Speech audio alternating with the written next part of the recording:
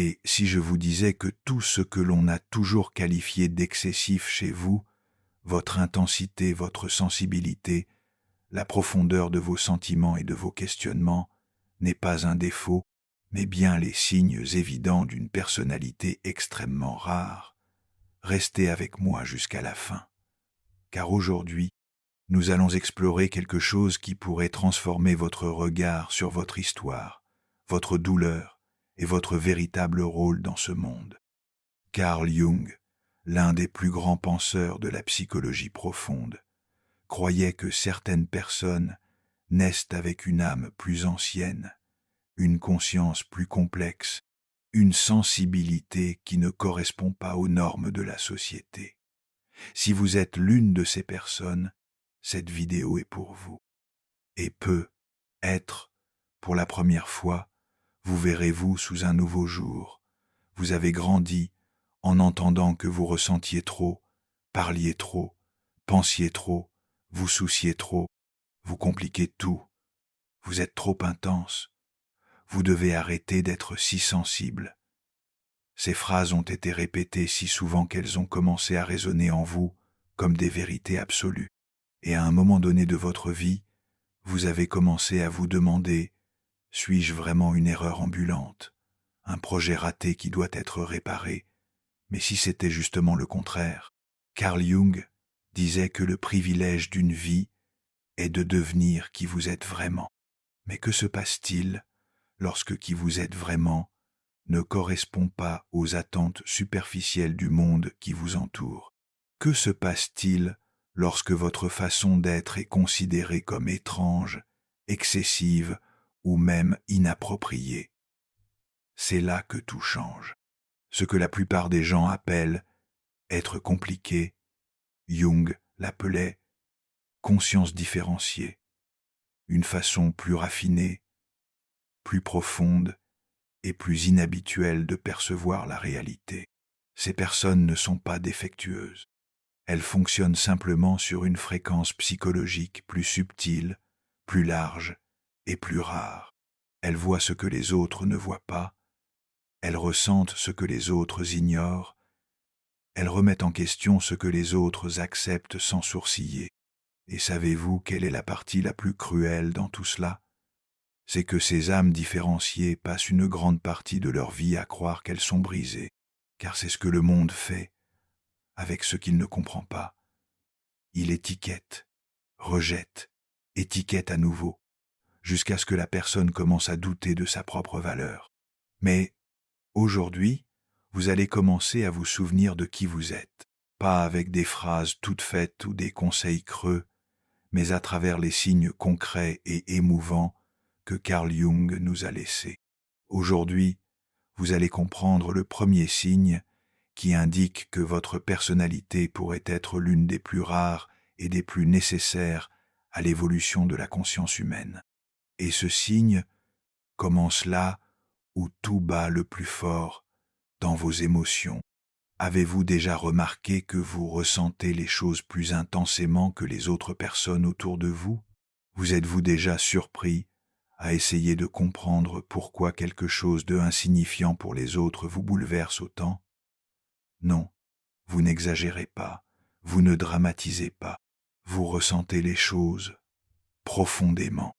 Jung a découvert que certaines personnes n'ont pas seulement des sentiments, elles ont ce qu'il a appelé des complexes affectifs tonaux, des structures émotionnelles qui se forment avec une telle intensité qu'elles se répercutent dans tout votre système psychique. En d'autres termes, vos émotions ne sont pas des vagues, ce sont des courants océaniques. Elles vous traversent, elles façonnent votre perception, elles vous transforment. Mais voici le point essentiel que presque personne ne comprend. Ce n'est pas de la fragilité émotionnelle, c'est de la sophistication psychologique.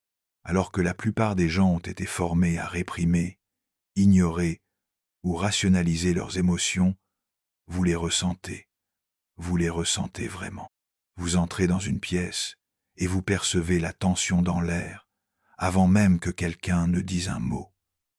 Vous écoutez quelqu'un parler et vous captez le ton caché derrière son sourire. Vous voyez les yeux de quelqu'un et vous savez qu'il y a là une douleur qui n'a pas encore été exprimée. Vous lisez l'invisible et le monde ne sait pas comment gérer cela.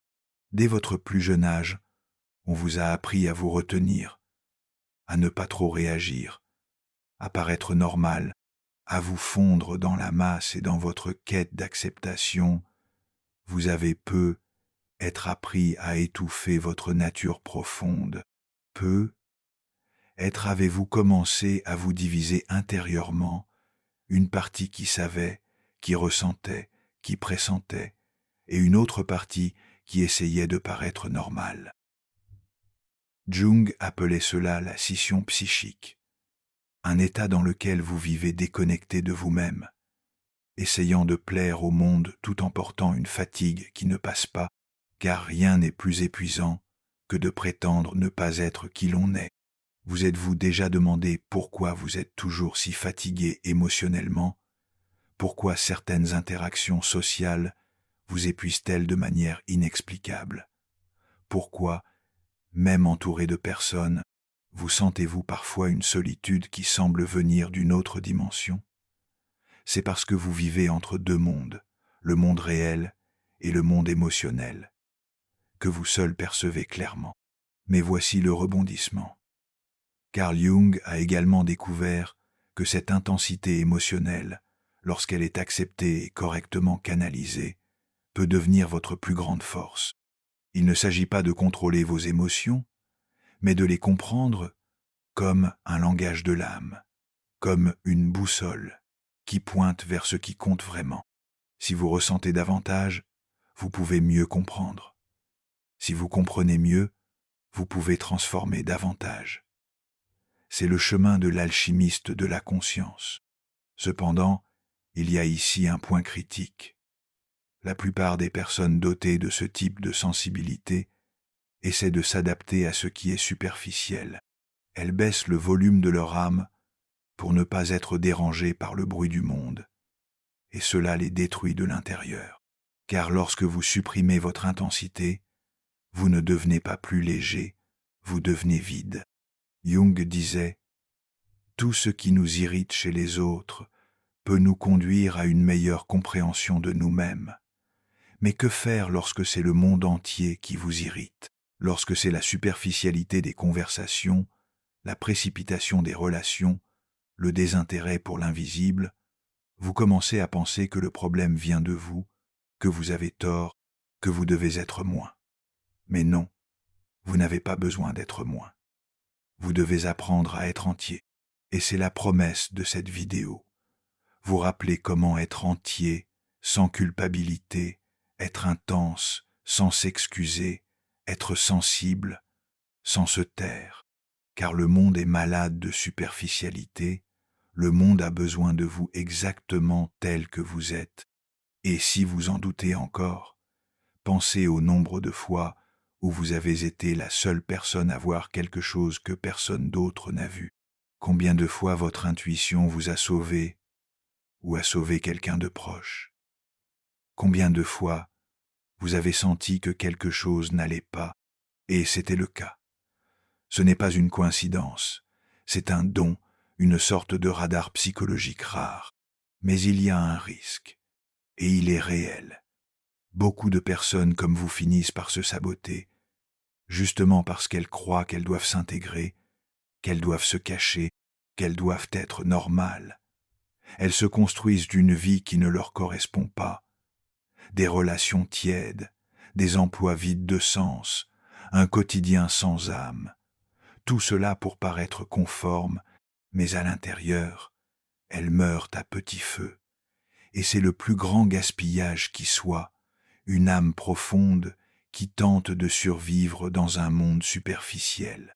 Mais que se passerait-il si vous choisissiez une autre voie, une voie où l'intensité est considérée comme du courage, où la sensibilité est traitée comme de la sagesse, où vous pouvez exister sans vous rabaisser? Cette voie commence par un premier pas, reconnaître que vos émotions ne sont pas un problème. Elles sont une porte d'entrée, une porte vers la connaissance de soi, vers une véritable empathie, vers la construction de relations authentiques et vers une vie qui a du sens. Jung croyait que les personnes dotées de cette structure émotionnelle plus rare ont une mission, s'éveiller et aider les autres à s'éveiller. C'est pourquoi vous ressentez autant, parce que vous êtes fait pour toucher là où les autres ne peuvent pas atteindre, pour apporter de la lumière dans les coins sombres, pour rappeler que l'âme existe même lorsque le monde l'oublie. Mais il y a d'autres signes, et chacun d'entre eux révèle des couches encore plus profondes de votre personnalité rare. Le signe suivant va au-delà de l'émotion. Il touche la façon dont vous pensez, dont vous remettez en question, dont vous n'acceptez pas les réponses toutes faites. Et lorsque vous comprenez pourquoi votre esprit ne s'est jamais contenté de l'évidence, tout commence à prendre sens. Alors, respirez profondément, car ce qui va suivre pourrait changer à jamais la façon dont vous vous percevez dans ce monde. Avez-vous déjà remarqué que votre esprit ne se calme jamais face à des réponses toutes faites, qu'il existe en vous une inquiétude silencieuse, un besoin viscéral de comprendre ce qui se cache derrière les masques, les routines, les discours? Vous observez le monde qui vous entoure, et tout en vous vous dit qu'il manque quelque chose, qu'il y a quelque chose que les autres semblent accepter facilement, mais qui, en vous, provoque une sorte de bruit intérieur. Peut-être avez-vous été qualifié de têtu, de sceptique, de quelqu'un qui remet tout en question, mais derrière cette réputation de penseur, il y a quelque chose de plus profond, de plus rare, de plus précieux. Carl Jung appelait cela la fonction active du psychisme, une sorte de conscience qui refuse d'avaler la réalité sans d'abord en mâcher chaque morceau avec attention. Pour vous, vivre en pilote automatique est impossible. Vous ne supportez pas de vivre une vie qui n'a pas été remise en question. Et même lorsque vous essayez de vous distraire, même lorsque vous vous forcez à sourire, à participer à des conversations superficielles, à suivre le mouvement, quelque chose en vous continue de demander « Mais pourquoi ? Pourquoi continuons-nous à répéter des schémas qui nous font du mal ? Pourquoi supportons-nous des relations sans âme ? Pourquoi passons-nous notre vie à chercher l'approbation de ceux qui ne nous voient pas ? Pourquoi faisons-nous semblant que tout va bien alors que ce n'est clairement pas le cas? Et peut-être ne savez-vous même pas à quel point cela est rare. Jung a observé que la plupart des gens vivent ce qu'il a appelé une vie inconsciente. Elles répètent des comportements hérités, croient en des vérités qu'elles n'ont jamais testées et suivent des chemins qu'elles n'ont pas choisis. Elles le font parce que, d'une certaine manière, cela les protège à l'intérieur d'une structure prévisible. Mais vous ne pouvez pas rester endormi. Votre esprit cherche constamment un sens. Et c'est exactement ce que le monde essaie d'effacer en vous. Parce que votre curiosité confronte, votre réflexion profonde déconstruit, vos questions menacent les châteaux de sable de la normalité. Vous souvenez-vous de ce jour où, lors d'une conversation familiale, vous avez posé une question simple mais dérangeante, quelque chose comme « Vous êtes-vous déjà demandé si vous étiez vraiment heureux ou simplement habitué à ce que vous avez ?» Et le silence qui a suivi en a dit plus long que n'importe quelle réponse. Les gens ont détourné le regard, changé de sujet ou répondu « Vous recommencez ».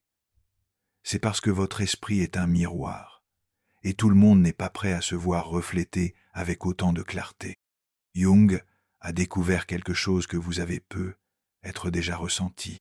Plus vous voyez clair, plus vous pouvez vous sentir seul, car la lucidité a un coût, le coût de s'éloigner du groupe, d'être l'étranger au déjeuner du dimanche, d'être le seul à percevoir le vide derrière les blagues, la douleur derrière les sourires, le prix de ne plus pouvoir redevenir aveugle comme avant. Et cela fait mal, parce que vous voulez aussi appartenir, vous voulez aussi partager, vous voulez aussi aimer et être aimé. Mais comment trouver une véritable connexion dans un monde qui vit de représentations? La réponse réside dans l'honnêteté brutale que vous portez en vous et dans le paradoxe que Jung a appelé la conscience prophétique, la capacité de percevoir ce qui va arriver, ce qui est en train de se briser, ce qui doit naître, même quand personne d'autre ne le voit. C'est comme si vous sentiez le changement avant qu'il n'arrive, comme si vous étiez un radar silencieux captant les douleurs qui sont encore cachées. Avez-vous déjà été dans une relation où vous avez senti la fin avant même la moindre dispute? Avez-vous déjà regardé quelqu'un dans les yeux et su que cette personne n'était plus là, même si elle disait que tout allait bien? Avez-vous déjà travaillé dans un endroit où l'ambiance semblait normale, mais où vous sentiez que quelque chose pourrissait de l'intérieur? Vous n'aviez pas tort, vous étiez simplement trop conscient, et cela ne fait pas de vous une personne difficile. Cela fait de vous quelqu'un qui voit, mais le monde ne sait pas comment traiter ceux qui voient. Il préfère l'illusion confortable à la vérité dérangeante. C'est pourquoi on vous a déjà traité de pessimiste, de critique, de négatif, mais vous n'avez jamais été négatif. Vous ne savez simplement pas faire semblant. Vous ne savez pas dire que tout va bien quand ce n'est pas le cas. Vous ne savez pas sourire pour sauver les apparences. Vous ne pouvez pas célébrer des réussites qui n'ont aucune signification pour votre âme. Et c'est pourquoi, petit à petit, vous vous êtes éloigné des environnements qui vous semblaient autres familiers. Les amitiés se sont effritées, les conversations ont perdu leur sens, l'enthousiasme pour les mêmes endroits s'est éteint, et tout cela a créé un sentiment étrange, un deuil silencieux, pour quelque chose que vous ne saviez même pas nommer. Mais Jung le savait. Il appelait cela la rupture avec la persona, le moment où l'image que vous avez construite pour être acceptée commence à s'effondrer et à sa place naît la question la plus importante de votre vie. Qui suis-je vraiment? Cette question est le germe de votre libération, car celui qui commence à se poser cette question ne vit plus à moitié, il ne se vend plus pour être approuvé, il ne fait plus semblant de ne pas ressentir ce qu'il ressent, mais cela ne signifie pas que le chemin sera facile. La quête d'authenticité est un appel profond, mais aussi solitaire, car chaque pas que vous faites vers votre vérité vous éloigne d'un monde qui vit de masques. Et ce gouffre peut faire peur, il peut être angoissant, il peut vous amener à vous demander si cela vaut la peine d'être si différent. Et cela en vaut la peine, car c'est seulement de l'autre côté de ce gouffre que vous trouverez le genre de paix qui ne dépend de personne. Une paix qui naît de la cohérence entre ce que vous ressentez, pensez et vivez. Mais pour y parvenir, il faut quelque chose que presque personne n'enseigne, le silence intérieur, la discipline émotionnelle, la clarté mentale. Jung disait que la connaissance de soi n'est pas une belle idée, c'est un travail quotidien, une immersion constante, une décision d'affronter la vérité, même lorsqu'elle est douloureuse. C'est pourquoi tant de personnes commencent ce voyage et abandonnent, parce qu'elles n'ont pas de structure, elles n'ont pas de direction, et surtout, elles n'ont pas de pratique. C'est précisément en pensant à cela qu'est né l'e-book La méthode LOD de Jung, 5 minutes par jour, pour trouver la paix intérieure et la clarté mentale, un guide simple mais profond pour vous aider à transformer cette sensibilité rare en force pratique.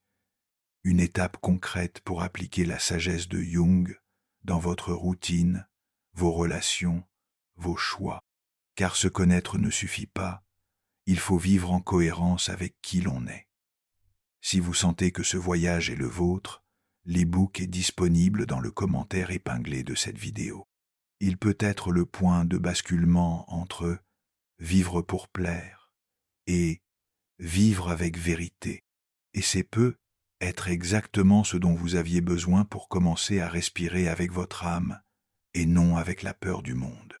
Avez-vous déjà remarqué que, même entouré de personnes, vous vous sentez toujours seul dans votre univers, une solitude qui n'est pas l'absence de personne, mais l'absence de miroir, comme si personne ne voyait vraiment qui vous êtes à l'intérieur, comme si tout était trop superficiel, trop bruyant, trop rapide, et vous, trop profond pour vous intégrer.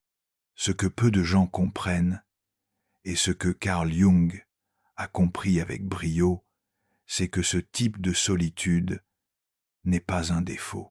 C'est un signe, un écho silencieux d'un processus psychologique appelé individuation, un chemin douloureux et solitaire où l'âme se détache des attentes, des rôles imposés, des conventions sociales, jusqu'à émerger nue, brute et vraie. Mais pourquoi est-ce si douloureux? Parce que vous n'êtes pas né programmé pour être juste un parmi tant d'autres, mais le monde entier semble avoir été programmé pour vous faire croire exactement cela. Depuis votre enfance, vous avez été entouré de normes tacites.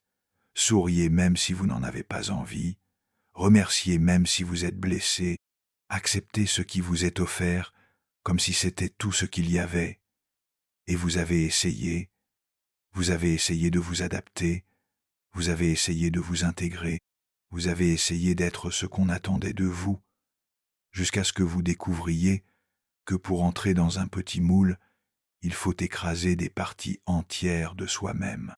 C'est pourquoi vous vous êtes éloigné, non par froideur, mais par nécessité de préserver votre intégrité. Vous souvenez-vous de cette époque où vous vous reprochiez de vous être éloigné de certains amis, de ne plus pouvoir fréquenter certains endroits, écouter les mêmes conversations ou feindre le même enthousiasme qu'auparavant, ce sentiment de « j'ai changé, mais je ne sais pas expliquer comment » vous accompagnait en silence. Jung appelait cela la transition archétypale, le point de rupture entre le moi adapté et le moi authentique. Mais il y a une question que vous ne vous êtes être jamais posée. Qu'avez-vous perdu exactement lorsque vous avez commencé à vous trouver? C'est une question inconfortable, car en même temps que vous avez gagné en profondeur, vous avez également laissé des personnes derrière vous. Des environnements qui étaient autrefois vos sanctuaires vous semblent aujourd'hui étouffants. Des conversations qui vous faisaient rire vous ennuient désormais. Des relations qui semblaient éternelles sont devenues des souvenirs doux amers. C'est naturel, mais c'est aussi un deuil pour les versions de vous-même que vous avez dû abandonner et surtout pour les liens qui n'existaient que tant que vous acceptiez d'être moins que ce que vous êtes réellement. Et vous savez ce qui est le plus cruel. Beaucoup de ces personnes diront que vous vous êtes éloigné, que vous avez changé, que vous n'êtes plus le même, et elles auront raison. Vous n'êtes vraiment plus le même, et vous ne le serez plus jamais. Car lorsque l'âme s'éveille, il n'y a pas de bouton snooze. Vous vivez un processus que Jung a décrit comme une mort et une renaissance psychologique. Une sorte de transition symbolique où tout ce qui était confortable, familier et prévisible s'effondre pour laisser place à ce qui est authentique, dérangeant et profondément vrai. Mais que faire lorsque ce nouveau moi effraie les autres? Car il va les effrayer. Votre autonomie effraie, votre clarté effraie, votre absence de besoin d'approbation effraie. Les personnes qui se nourrissaient de votre ancienne insécurité ne savent plus comment se comporter avec vous. Les personnes qui aimaient votre version gentille, compréhensive, trop disponible, se sentent désormais menacées par votre silence, vos limites, votre présence affirmée. Avez-vous déjà remarqué que lorsque vous commencez à vous donner la priorité, des personnes vous disent que vous êtes égoïste? Ce n'est pas une coïncidence. Cela se produit parce qu'en quittant votre rôle de sauveur, vous obligez les autres à prendre leurs responsabilités. Et peu de gens sont prêts à le faire. Mais attention, Cela ne signifie pas que vous devez vous renfermer sur vous-même, ni que vous devez devenir cynique. Cela signifie simplement que le moment est venu de faire quelque chose que vous n'avez peu, être jamais vraiment fait. Vous choisir vous-même. Vous souvenez-vous de la dernière fois où vous vous êtes choisi sans culpabilité? Se choisir, ce n'est pas cesser d'aimer les autres, c'est cesser de s'abandonner dans le processus. Beaucoup d'entre vous qui regardez en ce moment se reconnaîtront dans cette situation, ce moment de la vie où tout semble avoir perdu son sens, mais où rien de nouveau n'est encore apparu pour le remplacer, comme si vous étiez dans un désert intérieur, sans repère, sans fond, sans carte, et c'est exactement là que commence la traversée. Jung disait que la véritable transformation ne commence que lorsque l'on plonge dans la nuit noire de l'âme, un état psychique où tout ce que l'on croyait être, nom, fonction, titre, rôle social, se dissout. Et ce qui reste, c'est ce que l'on a toujours été, même si l'on ne l'a jamais regardé en face. Mais attention, à ce moment-là, vous devenez vulnérable à deux choses très dangereuses. Le retour à l'ancienne version de vous-même uniquement pour vous sentir en sécurité ou la fuite spirituelle déguisée en évolution. La première vous emprisonne, la seconde vous trompe. C'est là que le courage entre en jeu, car le courage, dans ce contexte, ce n'est pas d'affronter le monde, c'est de rester entier quand le monde insiste pour vous briser en morceaux. Et c'est également là que commence le véritable miracle. En soutenant votre vérité, vous commencez à attirer des personnes qui ne sont pas effrayées par votre intensité, des personnes qui ne se contentent pas de vous tolérer, mais qui vous comprennent, qui ne veulent pas que vous vous expliquiez, mais simplement que vous soyez. Ce phénomène a un nom, la résonance psychologique. Lorsque vous cessez de jouer un rôle et commencez à exister, quelque chose change dans votre environnement. La fréquence que vous émettez devient un appel silencieux pour d'autres âmes éveillées, et soudain, vous vous retrouvez entouré de personnes qui parlent votre langage émotionnel, qui comprennent vos poses, qui connaissent la profondeur d'un regard. C'est là que la véritable connexion se produit. Mais cela exige que vous renonciez à plaire à tout le monde, que vous cessiez de demander la permission d'exister, que vous mettiez de côté votre peur de paraître intense, exagéré ou trop sensible. Les personnes profondes ont besoin de profondeur pour respirer, et si vous lisez ceci et que vous sentez une boule dans votre gorge, c'est peu être parce que vous vous souvenez de parties de vous-même qui étaient endormies. C'est peu être parce qu'au fond, vous saviez déjà tout cela, mais que vous aviez besoin de quelqu'un pour nommer ce processus interne, pour vous dire « vous n'êtes pas fou, vous vous réveillez ». Si c'est votre cas, dites-le moi dans les commentaires en un seul mot. Je me suis réveillé. Voyons combien d'entre nous traversent ce même portail silencieux. Car aussi solitaire que puisse paraître ce voyage, vous n'avez jamais été vraiment seul. Et voici une question qui pourrait être la clé pour beaucoup.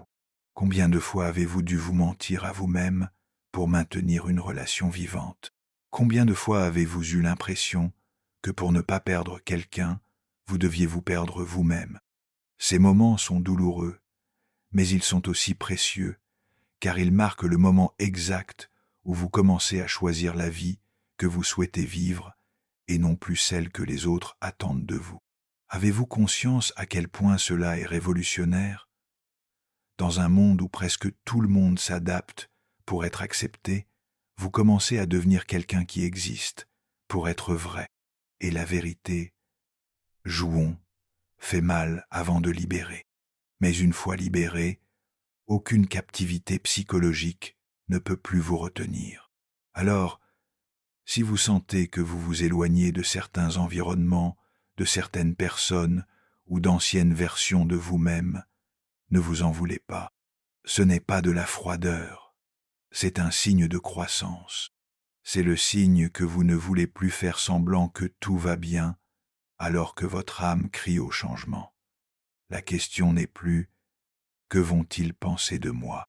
mais « que restera-t-il de moi si je continue à me trahir ?» C'est l'appel silencieux de l'âme. Et lorsque vous commencez à l'entendre, plus rien d'autre ne résonne aussi fort. Dites-moi dans les commentaires, dans quel domaine de votre vie avez-vous le sentiment de vous être le plus trahi ces dernières années?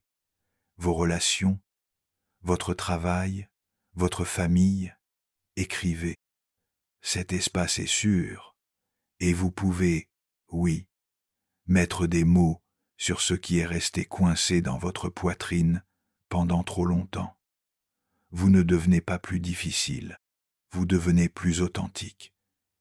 Et c'est peu être ce que vous avez toujours recherché, sans le savoir, non pas quelqu'un qui vous comprenne complètement, mais quelqu'un qui vous regarde dans les yeux et vous dit sincèrement « Moi aussi, je suis en train de me reconstruire. » À un moment donné de votre vie, vous avez réalisé que vous n'apparteniez plus aux endroits où vous aviez votre place. Les conversations ont perdu leur éclat, les environnements sont devenus étouffants, et les compagnons qui vous réconfortaient auparavant ont commencé à provoquer un silence intérieur. Mais ce n'était pas un silence paisible. C'était le silence de l'étrangeté, celui de ceux qui savent que quelque chose a changé et que ce changement peut être irréversible.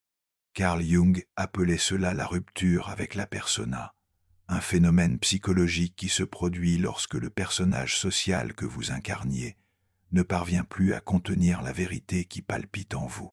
Et cette rupture s'accompagne presque toujours d'un sentiment amer, celui de trahir quelqu'un. Mais au fond, vous cessez simplement de vous trahir vous-même. C'est à ce stade du parcours que beaucoup abandonnent, parce que grandir fait mal. Mais ce qui fait le plus mal, c'est de réaliser que tout le monde ne grandira pas avec vous. Vous souvenez-vous de la première fois où vous avez eu honte d'avoir changé?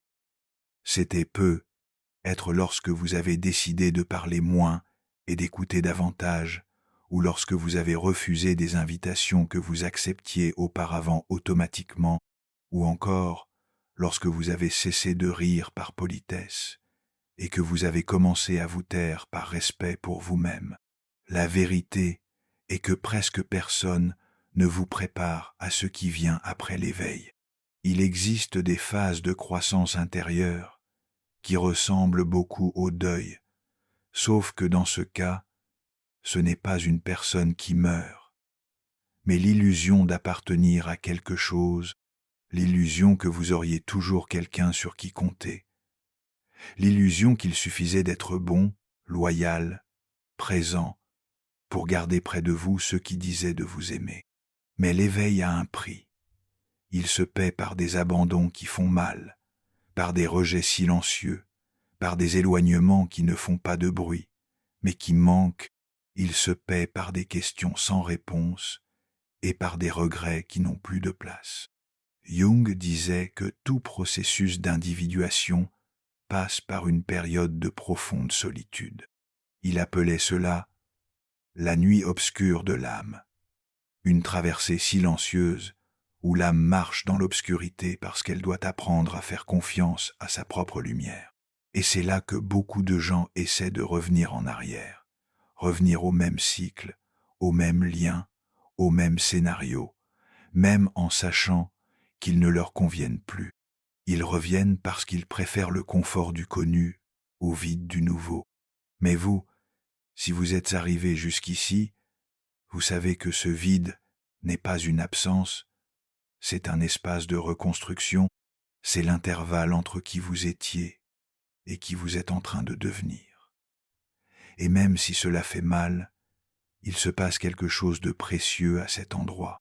Vous cessez de chercher à appartenir à des endroits qui vous demandaient de vous cacher. Avez-vous déjà remarqué que, dans les moments de grande transformation, les personnes qui vous disent le plus aimé, sont celles qui vous demandent le plus de rester le même. C'est comme si, en changeant, vous trahissiez un pacte invisible qui vous oblige à rester petit pour ne pas menacer leur zone de confort. Mais ce n'est pas votre responsabilité de rester stagnant pour que l'autre ne se sente pas en insécurité. Vous ne devez pas de fidélité à votre ancienne version. Et cela, bien que libérateur, peut être dévastateur. Selon une étude menée par l'université de Stanford, 67% des personnes admettent ne pas avoir quelqu'un à qui parler de leurs sentiments les plus profonds. La plupart ont rapporté qu'en essayant d'ouvrir leur cœur, elles ont entendu des réponses telles que « c'est dans ta tête » ou « tu réfléchis trop ». Imaginez maintenant que vous faites partie de ces personnes qui non seulement ressentent profondément, mais qui voient également les nuances, les schémas, les vérités cachées. Imaginez que vous portez en vous une sorte de radar psychique qui vous permet de percevoir ce que les autres ne peuvent ou ne veulent pas voir, et que vous soyez constamment invalidé à cause de cela. C'est épuisant. C'est comme vivre dans un monde où vous voyez en 8K et où tout le monde autour de vous a les yeux embués.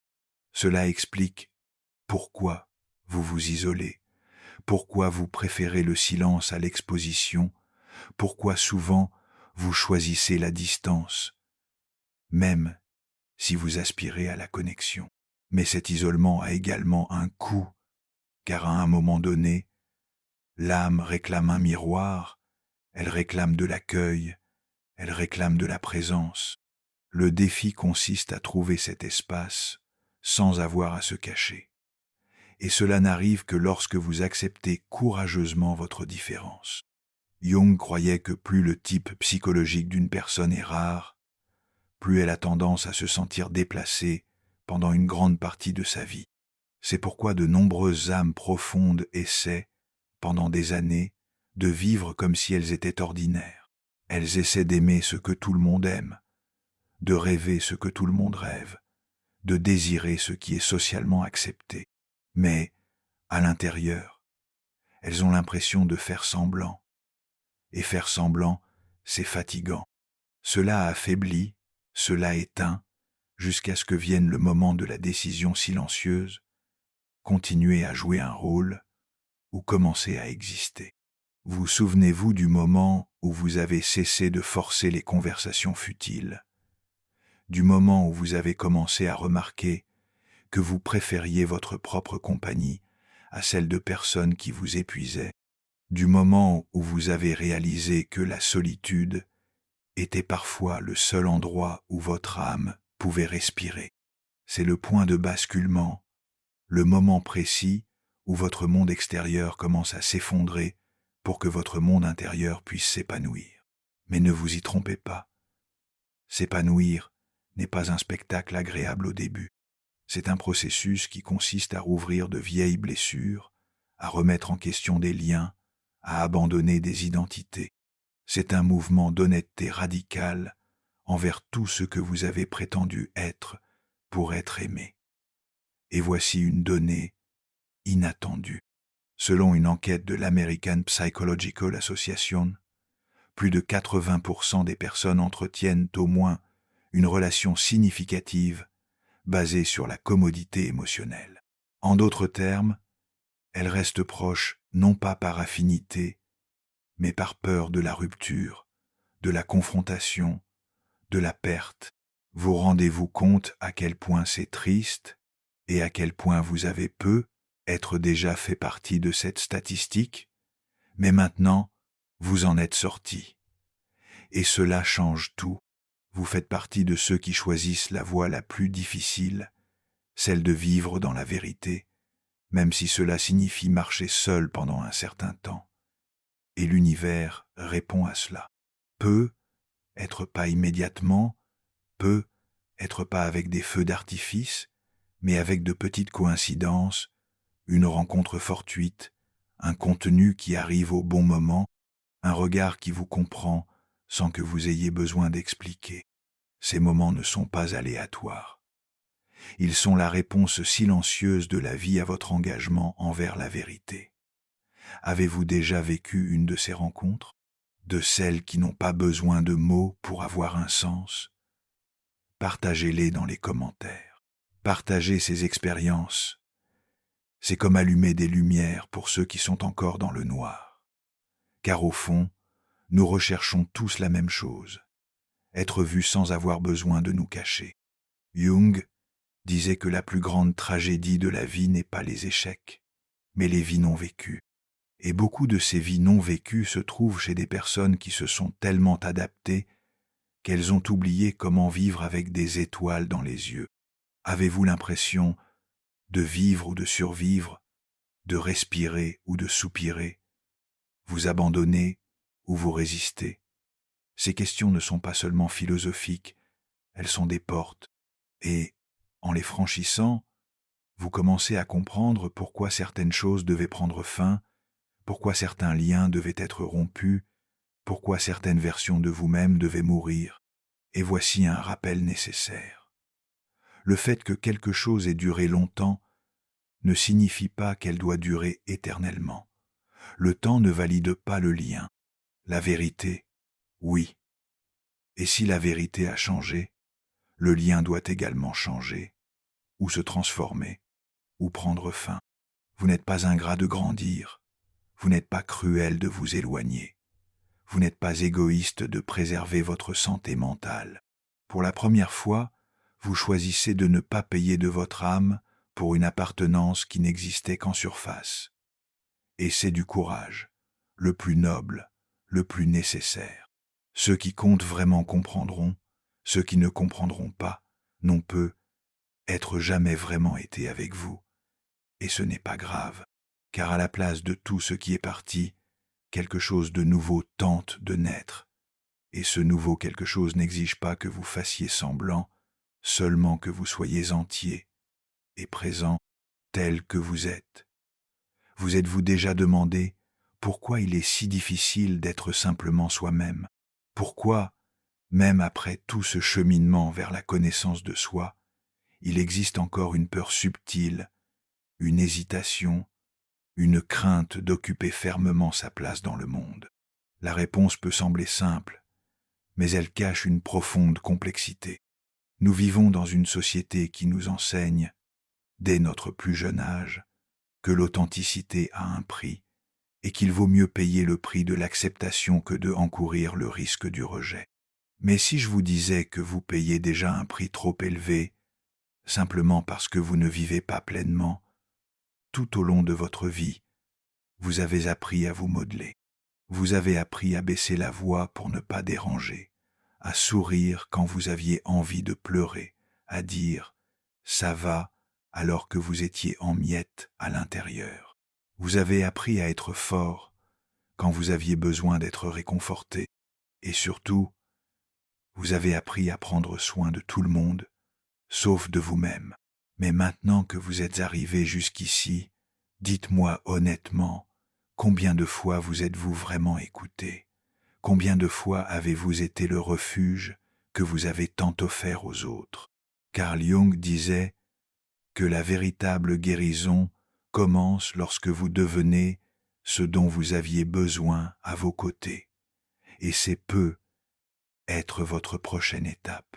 Cessez d'attendre que le monde vous comprenne et commencez à vous comprendre vous-même avec la générosité que vous avez toujours offerte aux autres. Car ce que vous portez en vous est rare. Votre présence n'est pas ordinaire. Votre écoute n'est pas superficielle. Votre regard va plus loin. Et cela, même quand ce n'est pas dit à voix haute, ça se ressent. Les gens s'ouvrent à vous, ils vous font confiance.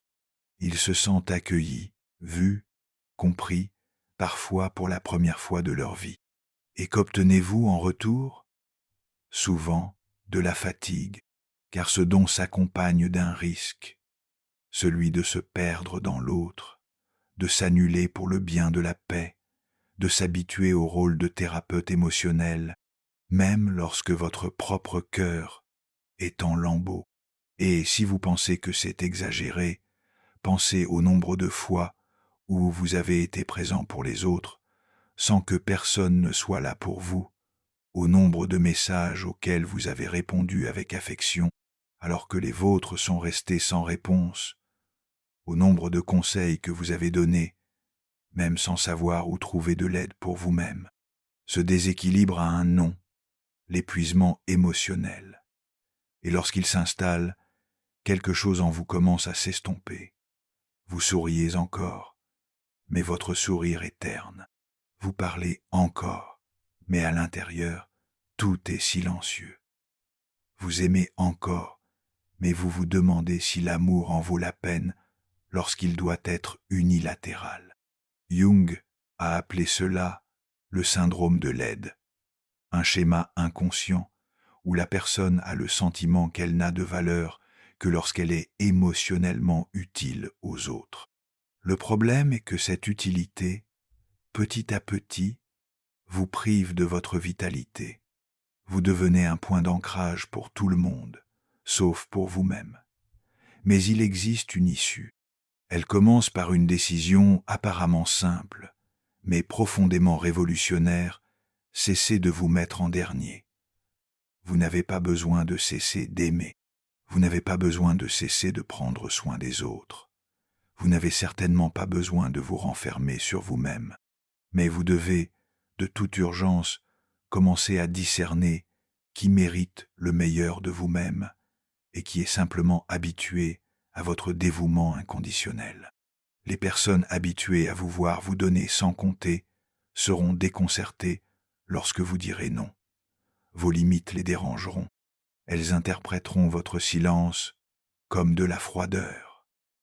Mais ne vous y trompez pas, cela n'a rien à voir avec vous. C'est le malaise que votre vérité provoque chez ceux qui profitaient de votre absence de limites. Et savez-vous ce qui est le plus douloureux dans tout cela? C'est que beaucoup de ces personnes ne sont pas mauvaises.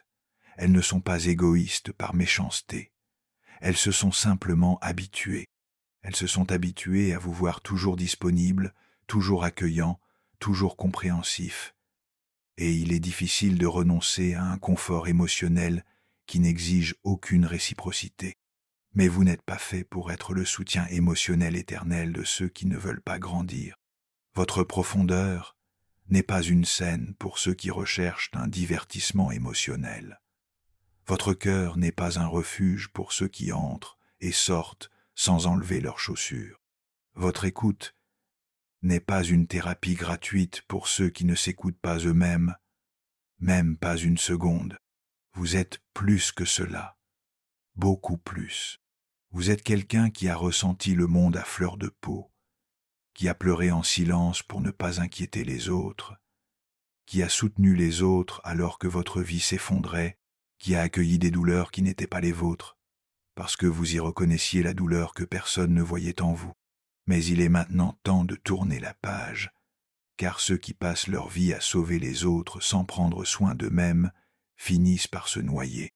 Et le monde ne s'arrêtera pas pour vous sauver, non par méchanceté, mais parce qu'il s'est habitué à vous voir comme la personne forte, le roc, le fondement, et personne ne demande comment va le fondement jusqu'à ce qu'il s'effondre.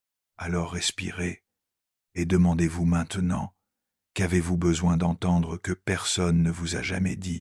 Peut être quelque chose de simple, quelque chose comme « vous méritez de vous reposer » ou « vous n'avez rien à prouver à personne » ou encore « vous pouvez arrêter de porter le poids du monde sur vos épaules, il n'a jamais été uniquement le vôtre ». Dites-nous dans les commentaires laquelle de ces phrases vous a le plus touché, ou écrivez la vôtre, celle que vous aviez besoin d'entendre, mais que vous n'avez jamais entendue. Peut être qu'une autre personne ici a également besoin de la lire. Cet espace est le nôtre, et vous pouvez y parler avec votre âme. Et peut être que vous vous dites maintenant, tout cela est très beau, mais par où commencer? La réponse n'est pas à l'extérieur, elle est à l'intérieur. Elle se trouve au moment où vous décidez que vous en avez assez de vous abandonner, que vous en avez assez de mendier des miettes d'émotion, que vous en avez assez de vous taire pour préserver la paix des autres alors que vous êtes en guerre avec vous-même.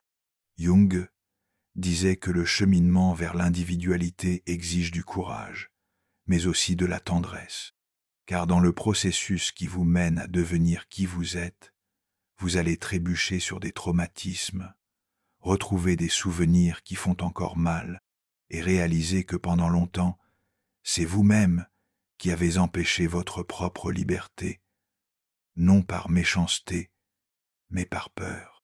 Et maintenant que vous comprenez cette peur, vous pouvez l'accueillir sans la laisser vous paralyser. Vous pouvez pour la première fois devenir l'adulte que votre enfant intérieur espérait rencontrer. Celui qui dit « Vous n'avez plus besoin de vous recroqueviller, vous n'avez plus besoin de plaire pour mériter l'amour, vous pouvez exister pleinement et ceux qui sont sincères resteront. » Et oui, vous perdrez des personnes, vous perdrez certaines certitudes, vous perdrez même certaines parties de vous-même qui vous semblaient essentielles. Mais, en échange, vous trouverez quelque chose qu'aucun applaudissement, aucune validation, aucun compliment ne peut vous donner.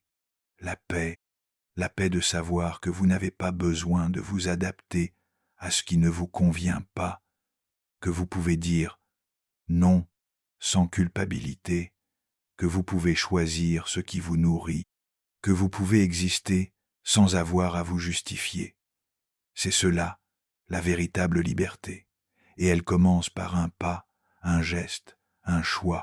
C'est pourquoi, si vous êtes arrivé jusqu'ici, c'est que vous êtes prêt pour plus, prêt à quitter le champ de la réflexion et à entrer dans le champ de l'action, prêt à transformer tout ce que vous avez ressenti, pensé et reconnu en pratique.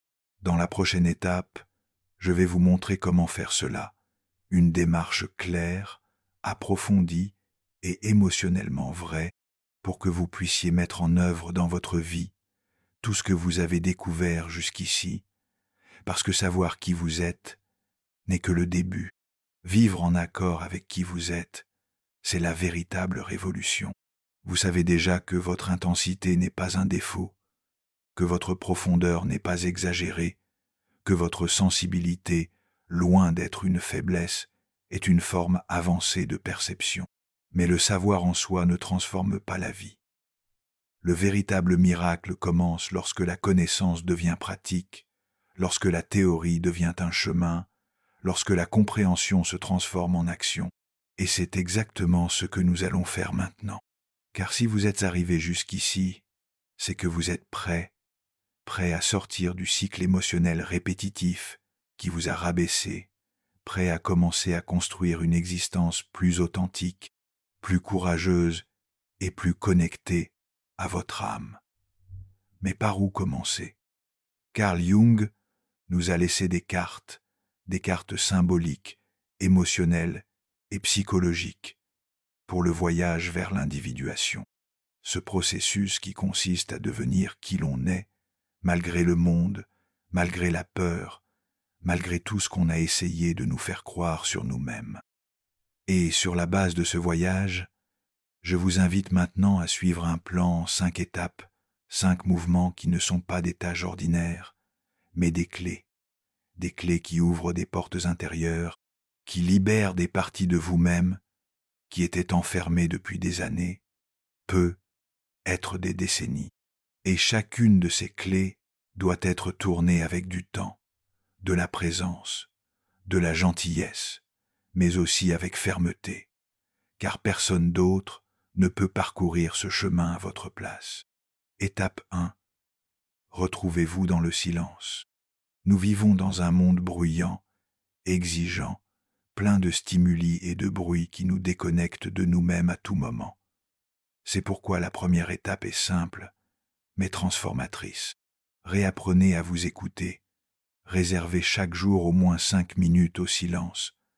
Pas pour prier, pas pour réfléchir, pas pour visualiser, juste pour écouter. Asseyez-vous dans un endroit où vous ne serez pas dérangé, fermez les yeux et écoutez. Écoutez ce que votre corps vous dit. Écoutez où se trouvent les tensions. Écoutez ce qui demande à être ressenti, mais que vous avez refoulé depuis longtemps. Écoutez vos émotions comme si elles étaient de petits enfants qui réclament votre attention.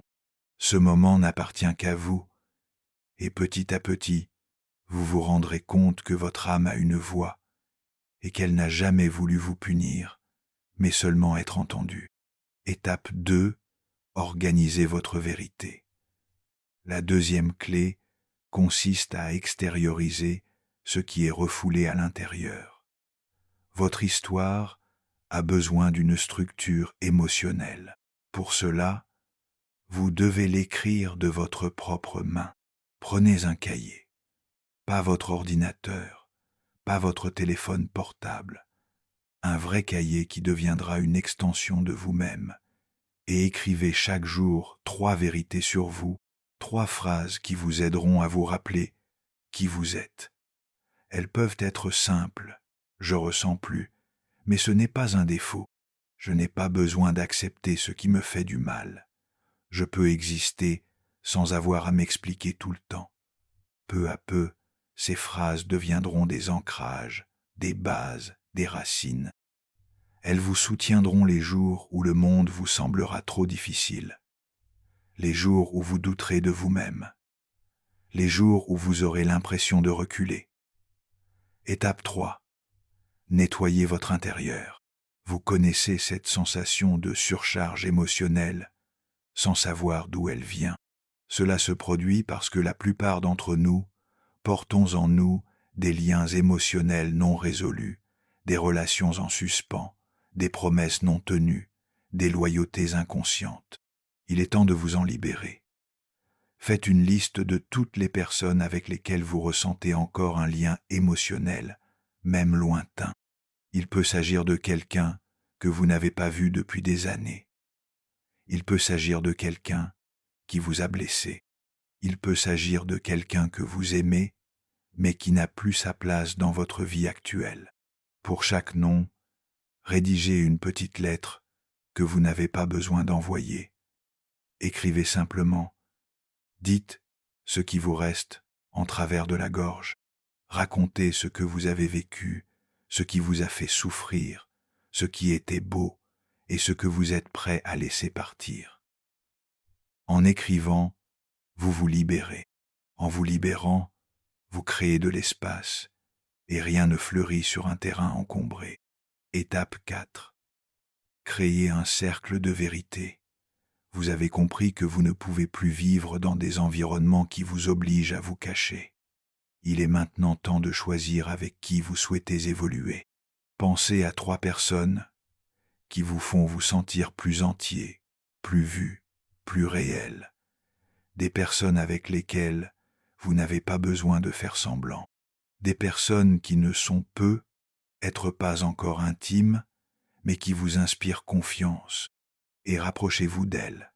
Envoyez-leur un message. Prenez rendez-vous pour un café. Commentez une publication. Et si aucune de ces personnes n'existe, vous pouvez toujours créer cet espace, ici, dans les commentaires, avec d'autres âmes qui sont dans le même voyage. Écrivez « Je recherche un cercle d'amis sincères ». Peut être qu'une autre personne lira cela et ressentira la même chose. Et voilà, un nouveau lien se crée. L'âme reconnaît ce qui est vrai, même dans le monde virtuel, même dans le silence. Étape 5. Décidez de vivre en pleine intégrité. C'est l'étape la plus difficile, mais c'est la plus nécessaire. Vous ne pouvez plus vivre à moitié. Vous ne pouvez plus aimer en vous trahissant. Vous ne pouvez plus sourire en vous fragmentant. Vous devez, avec tout votre courage, décider que votre intégrité vaut plus que toute acceptation temporaire. Et comment faire cela? Avec de petites décisions quotidiennes. Dire non quand quelque chose vous blesse. Choisir ce qui vous nourrit, même si cela semble étrange aux autres. Privilégiez votre paix intérieure plutôt que l'obligation de plaire. Permettez-vous d'échouer, mais continuez d'essayer avec sincérité.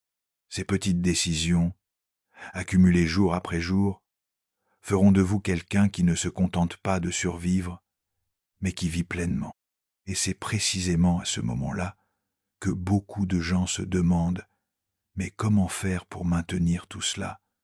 Comment ne pas revenir en arrière, ne pas se saboter, ne pas se perdre à nouveau ?» La réponse réside dans la pratique quotidienne, dans la répétition consciente, dans le rituel émotionnel qui soutient l'âme lorsque l'esprit commence à douter. C'est ainsi qu'est né l'e-book, la méthode LEUD de Jung, 5 minutes par jour pour trouver la paix intérieure et la clarté mentale. Il ne s'agit pas d'un manuel d'auto-assistance. C'est un compagnon silencieux qui sera là pour vous lorsque personne d'autre ne le sera. Un moyen simple, direct et puissant d'appliquer la psychologie profonde de Jung dans votre vie réelle, avec des pratiques qui réorganisent vos pensées, nettoient vos excès émotionnels et vous reconnectent à votre essence la plus pure.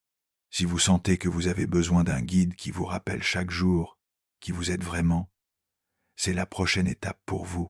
Le lien pour accéder à l'e-book se trouve dans le commentaire épinglé de cette vidéo. Lisez-le calmement, avec présence, le cœur ouvert. Il a été conçu pour des âmes comme la vôtre. Et si ce contenu vous a touché d'une manière ou d'une autre, je vous demande avec affection de vous abonner ici, à la chaîne Plénitude en réflexion, d'aimer cette vidéo et de la partager avec quelqu'un qui a également le cœur plein et l'âme éveillée. Et si vous le souhaitez, laissez votre témoignage, votre question ou votre témoignage dans les commentaires, même de manière anonyme. Vous n'êtes pas seul dans ce voyage. Et peut être que ce que vous avez à dire est exactement ce qu'une autre personne a besoin d'entendre pour continuer.